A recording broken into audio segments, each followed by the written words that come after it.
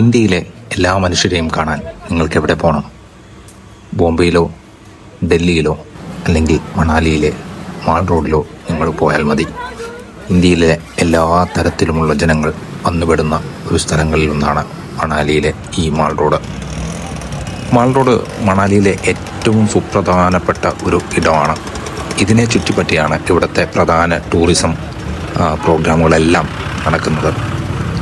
ഇവിടുത്തെ private bus stand, government bus stand, ഇവിടുത്തെ പാർക്കുകൾ, ഇവിടുത്തെ ഗവൺമെൻറ് ഓഫീസുകൾ, അതുപോലെ ഷോപ്പിംഗ് സെൻറ്റേഴ്സ്. ഇത് ആദ്യകാലത്ത് നിലനിന്നിരുന്ന മനു മാർക്കറ്റ്, അതുപോലുള്ള ഒരുപാട് കാര്യങ്ങൾ. നമുക്ക് മുന്നിലായി കാണുന്ന നമ്മുടെ പ്രധാനമന്ത്രിയായിരുന്ന അടൽ ബിഹാരി വാജ്പേയിയുടെ ഒരു പ്രതിമ ഈ മാൾ റോഡിനെ കവർ ചെയ്തുകൊണ്ട് നിൽക്കുന്നുണ്ട്.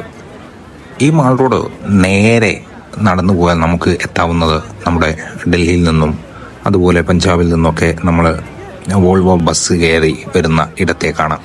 ഇവിടെ നിന്നൊരു 2 കിലോമീറ്ററിനടുത്ത് യാത്ര ദൂരമുണ്ട്. പക്ഷേ നമ്മൾ ഈ കോർണറുണ്ട്, ഈ മാൾ റോഡിൻ്റെ ഏറ്റവും കോർണറാണ് നമ്മളിപ്പോൾ നിൽക്കുന്നത്. ഏറ്റവും സുപ്രധാനപ്പെട്ട ഒരു ഷോപ്പിംഗ് സെൻ്ററാണ്. അതിമനോഹരമായി ഡെക്കറേറ്റ് ചെയ്തിരിക്കുന്ന അല്ലെങ്കിൽ അതിമനോഹരമായി പരിപാലിക്കുന്ന ഒരിടമാണ്. മാൾ റോഡിൻ്റെ ചില ഭാഗങ്ങൾ ഏതൊരു വിദേശ രാജ്യത്തോടും കടപിടിക്കുന്ന ഡിസൈനുകളിൽ മുഴുകിയിരിക്കുന്ന ഒരു സ്ഥലമാണ്. നമുക്ക് റോഡിൻ്റെ വലതുവശത്ത് കാണാവുന്ന ബിൽഡിങ്ങുകൾ നമ്മളൊന്ന് ശ്രദ്ധിച്ചു നോക്കുക. ഇതിൻ്റെ പ്രത്യേകമായിട്ടുള്ള രൂപഭംഗി അത് ഇവിടുത്തെ ടൂറിസം വകുപ്പിൻ്റെ ഒരു ക്രിയാത്മകമായ പ്രവർത്തനം മൂലമാണ് സംഭവിച്ചത് എന്ന്. മാൾ റോഡ് രാത്രി കാലങ്ങളിലാണ് ഏറ്റവും കൂടുതൽ ആക്റ്റീവ് ആവുന്നത്. എല്ലാവരും യാത്രകളൊക്കെ കഴിഞ്ഞ് റൂമുകളിലേക്ക് എത്തി അതിനുശേഷം ഇറങ്ങുന്ന ഒരു പ്രധാനപ്പെട്ട ഇടമാണ് ഈ മാൾ റോഡ്. ഇവിടെ നമുക്ക് ഷോപ്പ് ചെയ്യാം. നമ്മൾ വരുന്ന സമയത്ത് എന്തെങ്കിലും മറന്നുപോയാൽ അതൊക്കെ കിട്ടാവുന്ന ഒരു സ്ഥലമാണ് ഈ മാൾ റോഡ്. ഷോപ്പ് ചെയ്യാം. പരമാവധി നമുക്ക് ബാർഗെയിനിങ് സ്കില്ല് ഉണ്ടായിരിക്കണം, അല്ലെങ്കിൽ പറ്റിക്കപ്പെടാനുള്ള ചാൻസ് വളരെ കൂടുതലാണ്. നമ്മൾ ഇവിടെ കാണുന്നത് ഇടതുഭാഗത്തൊരു ചൈനീസ് മാതൃകയിൽ നമ്മളൊരു ക്ഷേത്രം കാണുന്നത്, അത് ദുർഗ ക്ഷേത്രമാണ്. ഇതുപോലെ വലത്ത് ഭാഗത്ത് നമ്മൾ കാണുന്നത് ഫുഡ് സെൻറ്റേഴ്സ് ഉണ്ട്. ഇതിൻ്റെ കുറച്ച് മുന്നിലോട്ട് കടന്നു പോകും നമ്മൾ ഒരു ഫുഡ് സെൻറ്റേഴ്സിലേക്കാണ് നമ്മൾ കടന്നു ചെല്ലുന്നത്. എല്ലാം അവൈലബിൾ ആയിട്ടുള്ള ഒരു സ്ഥലം തന്നെയാണ് ഈ മാൾ റോഡ്. പക്ഷേ നിങ്ങളുടെ കയ്യിൽ ബാർഗെയിനിങ് സ്കില്ല് വേണ്ടുവോളം ഉണ്ടായിരിക്കണം.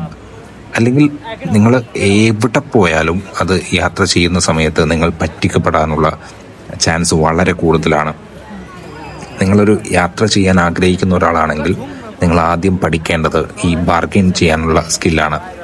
നമ്മൾ മടി കരുതിയിട്ട് ഒരു കാര്യവുമില്ല, നമ്മൾ പറ്റിക്കപ്പെട്ടുകൊണ്ടേയിരിക്കും. ഇവിടുത്തെ സാധാരണക്കാരൻ്റെ ഒരു സുപ്രധാന മാർക്കറ്റാണ് മനു മാർക്കറ്റ്. ഈ മാൾ റോഡിൻ്റെ ഇരുവശത്തുമായിട്ട് ഈ മാർക്കറ്റ് പടർന്ന് കിടക്കുകയാണ്.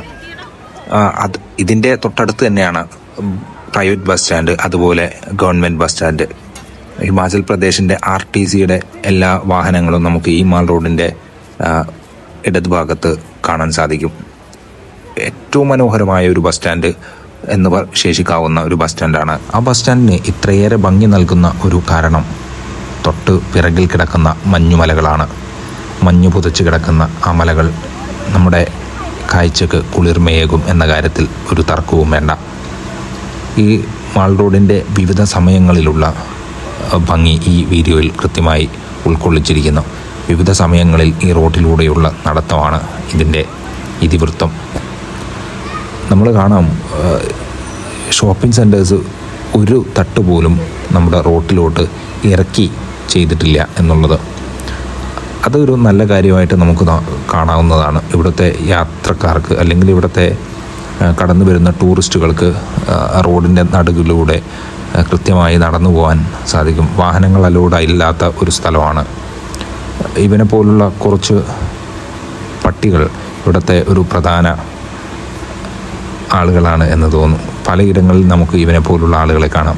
നമുക്ക് വലിയ ശല്യമൊന്നും ഉണ്ടാക്കാതെയാണ് അവർ കടന്നു പോകുന്നത്. ഇവിടെ പറ്റിക്കപ്പെടാനുള്ള സാധ്യതയുള്ള കുറച്ച് കാര്യങ്ങൾ ഇനി പറയാനുണ്ട്. നമ്മുടെ അടുത്തേക്ക് കച്ചവടത്തിനോ അല്ലെങ്കിൽ എന്തെങ്കിലും പറഞ്ഞൊക്കെ വരുന്ന ആളുകളുണ്ടാവും. അവരെ അടുത്തു നിന്ന് കൃത്യമായി അകലം പാലിക്കുക. അവർ നമ്മുടെ അടുത്ത് വരുന്നു എങ്കിൽ അവർക്ക് കൃത്യമായ പദ്ധതികളുണ്ടായിരിക്കും. നമ്മൾ ഏതെങ്കിലും കാര്യത്തിൽ ചെന്ന് ചാടി അവരുടെ കയ്യിൽ പെട്ടുപോകാനുള്ള അവസരം ഉണ്ടായി കൊടുക്കാതിരിക്കുക. അതുപോലെ തന്നെ ആദ്യമേ പ്ലാൻ ചെയ്ത് പോവുക. നമ്മൾ ഒറ്റയ്ക്കോ അല്ലെങ്കിൽ കൂട്ടമായിട്ടൊക്കെ യാത്ര ചെയ്യാൻ താല്പര്യപ്പെടുന്നുവെങ്കിൽ ആദ്യമേ ബുക്ക് ചെയ്ത് റൂമുകൾ അതുപോലെ ബസ്സുകൾ എല്ലാം ആദ്യമേ ബുക്ക് ചെയ്ത് വരിക. അല്ലാത്ത പക്ഷം നിങ്ങൾ അവസാന പക്ഷമാണ് ഈ റൂമുകളും അതുപോലെ ബസ്സുകളും ഒക്കെ എടുക്കാൻ. എന്ത് തന്നെയായാലും അവസാന നിമിഷം നമ്മൾ എടുക്കുന്ന ഏതൊരു ടിക്കറ്റിനും ഇരട്ടിയിലധികം പണം കൊടുക്കേണ്ടി വരുമെന്ന കാര്യത്തിൽ ഒരു തർക്കവും വേണ്ട. അതുപോലെ ബസ് എടുക്കുന്ന സമയത്ത് നല്ല ബസ്സുകൾ ചൂസ് ചെയ്യുക. കുറച്ച് പണം ആയി എന്നിരുന്നാലും നല്ല ബസ്സുകൾ ചൂസ് ചെയ്യുക. അത് ഡൽഹിയിൽ നിന്നും അല്ലെങ്കിൽ ചണ്ഡീഗഡിൽ നിന്നൊക്കെ നമുക്ക് മണാലിയിലോട്ട് ബസ്സുകൾ അവൈലബിൾ ആണ്. മണാലിയിൽ നിന്ന് ഡൽഹിയിലേക്ക് 10 മണിക്കൂറിലധികം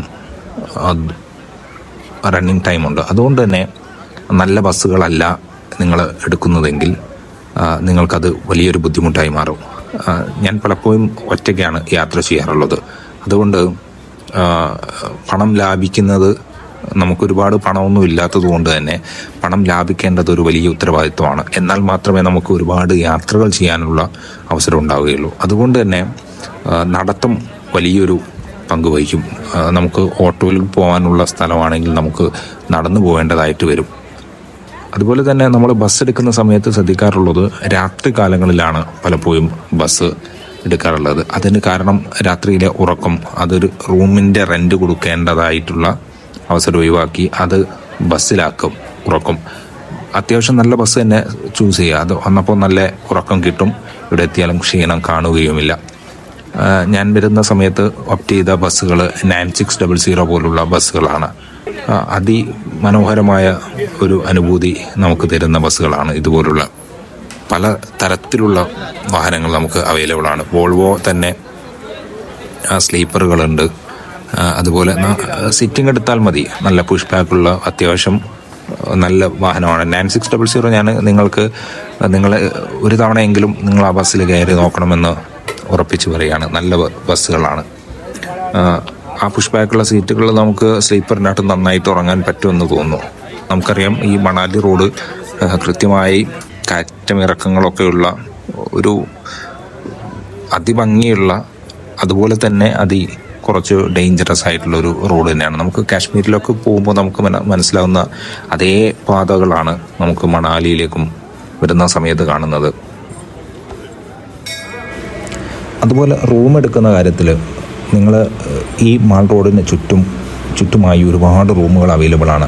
പണം നിങ്ങളുടെ കയ്യിൽ ഒരുപാട് ഇല്ല എങ്കിൽ ഓൾഡ് മണാലി ഭാഗത്തേക്ക് നിങ്ങൾക്ക് പോകാവുന്നതാണ്.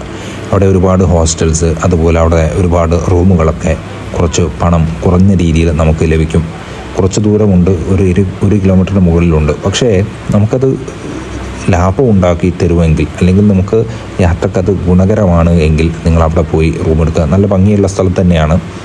ഇപ്പോൾ സുപ്രധാന ഒരു ഇടമായി മാറിയിട്ടില്ല എങ്കിലും അവിടെ നിന്ന് നമുക്ക് കാണാവുന്ന മറ്റു സ്ഥലങ്ങളിലേക്കൊക്കെ പോകാനൊക്കെ പറ്റുന്ന ഒരു സ്ഥലം തന്നെയാണ് ഈ ഓൾഡ് മണാലി. അത് ഇവിടെ നിന്ന്, അതുപോലെ നിങ്ങൾ വരുന്ന സമയത്ത് മണാലിയിലേക്ക് വരുന്ന ഒരാളാണെങ്കിൽ വരുന്ന സമയം കൃത്യമായി ഒരു രാവിലെ നിങ്ങൾക്ക് ഇവിടെ എത്തിക്കഴിഞ്ഞാൽ അത് ഒരു ദിവസത്തെ റൂം റെൻറ്റ് നിങ്ങൾക്ക് ലാഭിക്കാവുന്നതാണ്.